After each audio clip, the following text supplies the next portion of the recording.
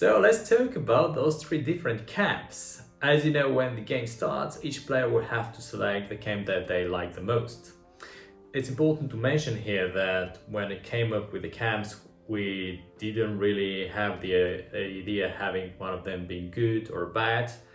They're just different and they have different ideas of how the world would look in the future.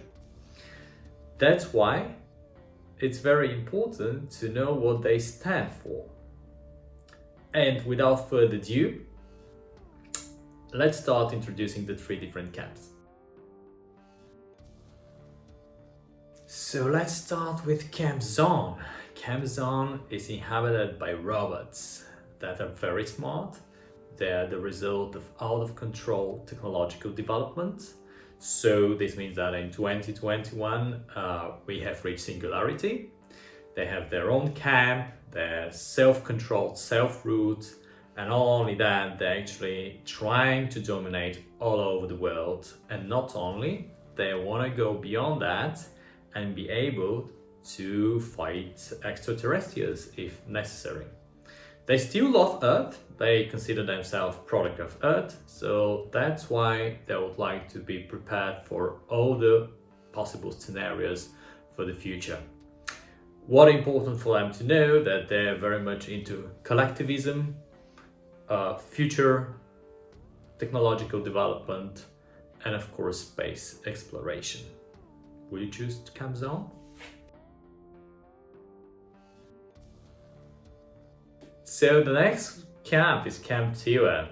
As you probably already know, is the camp that is inhabited by humanimals, the crossbreed between humans and animals.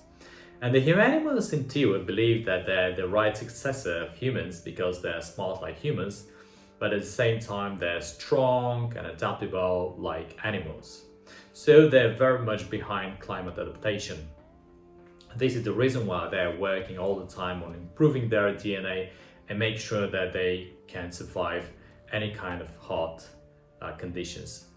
One of the main ideologies behind Tiwa is the meritocracy, believing that everybody who has proven to be a very good and successful person has more right to rule over the others and has more decision-making power. So Camp Tiwa is very interesting, very exciting, and very interesting inhabitants that can be shaping the world in a very new way. So would you choose Camp Tiwa? And last but not least, let's talk about the most complex of all the camps, Camp Kwan. Camp Kwan hosts both humans and humanimals who share the last green untouched place on Earth.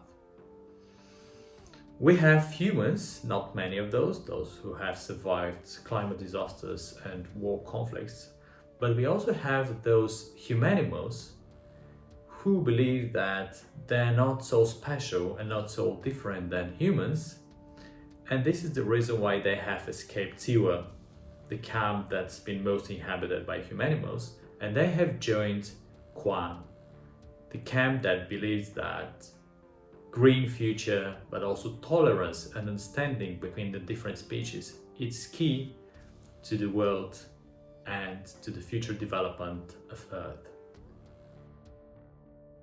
As said already, none of the camps is good or bad. They have just different ideas how the future is gonna look like. But you, as somebody who is going to work with young people, use the game in your educational setting, it's important that you ask them to not only choose the one they like the most, but also the like that they're most different to. As mentioned already, there is neither good nor a bad camp. All of them are different and they see differently how our lovely planet is going to look in the future. That's why we encourage you as people who are going to use the game in their educational programs to try all of them and see what are the differences, and also encourage the learners, the students, the young people you work with to also change their perspective and try out the different camps. Enjoy them, and we're really looking forward to seeing which one of those camps you're going to choose. So see you in 2121.